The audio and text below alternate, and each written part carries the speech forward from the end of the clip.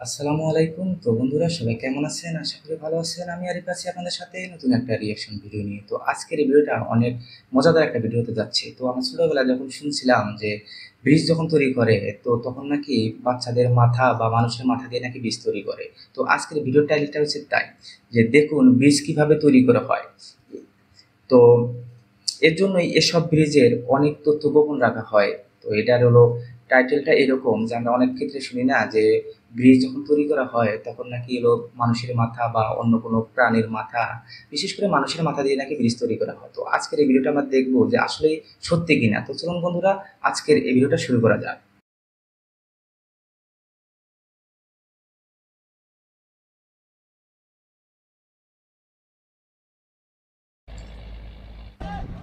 Bridge তৈরি করতেছে, এটা রক্ত, সত্যি ঘটনা কিনা আজকের ভিডিওটা পুরোটা দেখলে বুঝতে পারবো।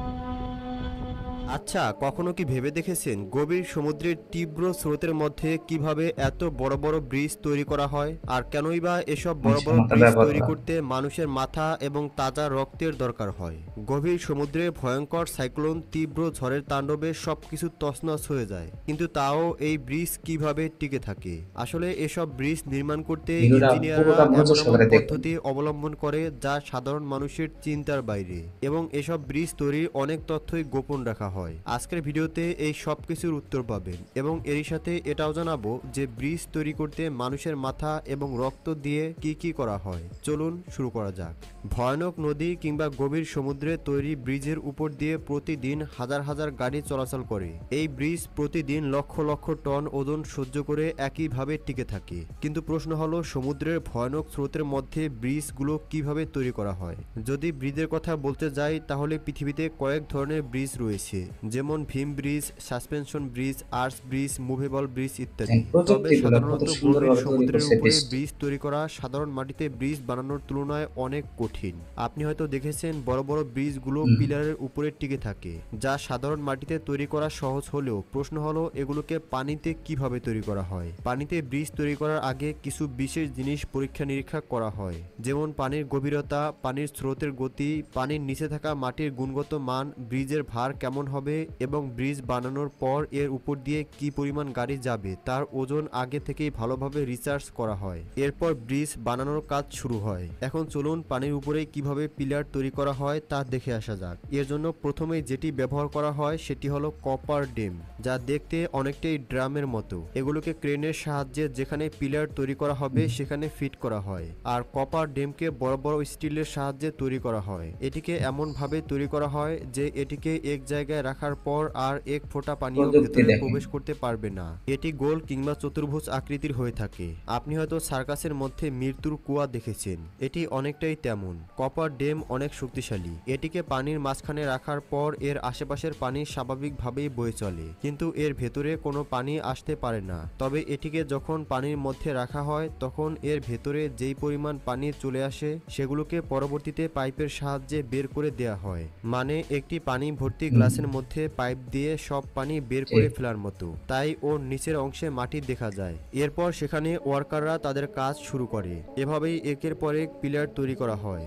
আর অন্যদিকে ব্রিজ তৈরি করা কোম্পানিতে ব্রিজের উপরের অংশ তৈরি করা হয়। তবে পানি যখন অনেক গভীর হয় তখন এভাবে ব্রিজ তৈরি করা সম্ভব হয় না। তাই প্রথমে রিসার্চ করে মাটির নিচে কিছু ও, পয়েন্ট তৈরি করা হয়, মানে যেখানকার মাটি পিলার তৈরি করার জন্য উপযুক্ত হয় সেখানে গর্ত করে উপর থেকে অনেকগুলো পাইপ নিচ পর্যন্ত দেয়া হয়। এরপর সেখানে থাকা পানি বের করা হয়। পানি বের করার পর এই পাইপের ভেতরে কংক্রিট দেয়া হয়। তারপর প্রয়োজন অনুযায়ী এমন অনেকগুলো পাইপ একসাথে মিলিয়ে একটি পিলার তৈরি করা হয়। গভীর সমুদ্রে একটি ব্রিজ তৈরি করার সবচেয়ে প্রধান জিনিস হলো এর পিলার তৈরি করা। তাই পিলার তৈরিতে অনেক সাবধানতা অবলম্বন করা হয়। আর ব্রিজ তৈরির বেশিরভাগ অংশ তৈরির কাজ অন্য সাইডে চলতে থাকে, মানে ব্রিজের ব্লক অন্য সাইডে তৈরি করা হয়। একদিকে যেমন পানির উপরে পিলার তৈরির কাজ চলতে থাকে, থাকে তেমনি এর উপরে থাকা ব্রিজের বাকি অংশ ভিন্ন একটি জায়গায় তৈরি হতে থাকে। এরপর বড় বড় মেশিনের সাহায্যে এগুলোকে সেই পিলারের উপরে নিয়ে আসা হয়। এরপর একটি ব্লকের সাথে অন্য ব্লক সেট করার কাজ শুরু হয়,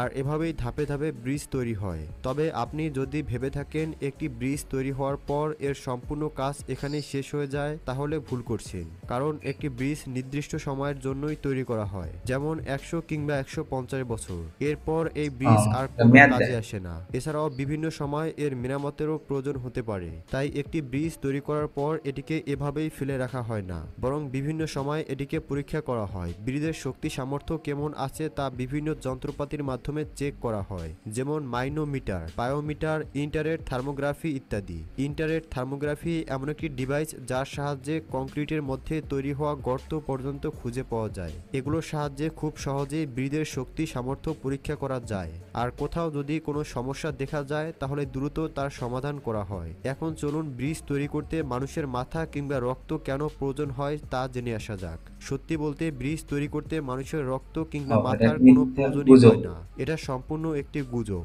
আসলে মানব ও, পাচারকারীর এক গুপ্ত সংস্থা এমন গুজব ছড়িয়ে সেই সুযোগে রাইট। মানব পাচার করে, আর কৌশলে সাধারণ মানুষকে বোকা বানিয়ে সম্পূর্ণ দোষ সরকারের উপরে চাপিয়ে দেয়, যাতে করে সন্দেহটা তাদের উপরে না পড়ে। আপনি একবার চিন্তা করে দেখুন, আসলেই যদি ব্রিজ তৈরি করতে এই ধরনের জিনিস প্রয়োজন হতো, তাহলে দেশের শিক্ষিত সমাজ কি সেটাকে কখনোই। সাপোর্ট করত? কখনোই না। তাই এই ধরনের গুজবে কান দেবেন না, বরং নিজে সচেতন হন আর অন্যকেও সচেতন করুন। প্রিয় তো বন্ধুরা, আমরা একটা সময় ছোটবেলায় বাবা মার কাছ থেকে বা দাদা দাদাদের কাছ থেকে আমরা শুনতাম যে ব্রিজ তৈরি করতে হলে মানুষের মাথা এবং মানুষের রক্ত প্রয়োজন হয়। তো এটা আসলে একটা গুজব। কারণ মানব পাচারকারী কিছু কিছু চক্র আছে সরকারকে ফাঁসানোর জন্য এই ধরনের পদ্ধতি অবলম্বন করে।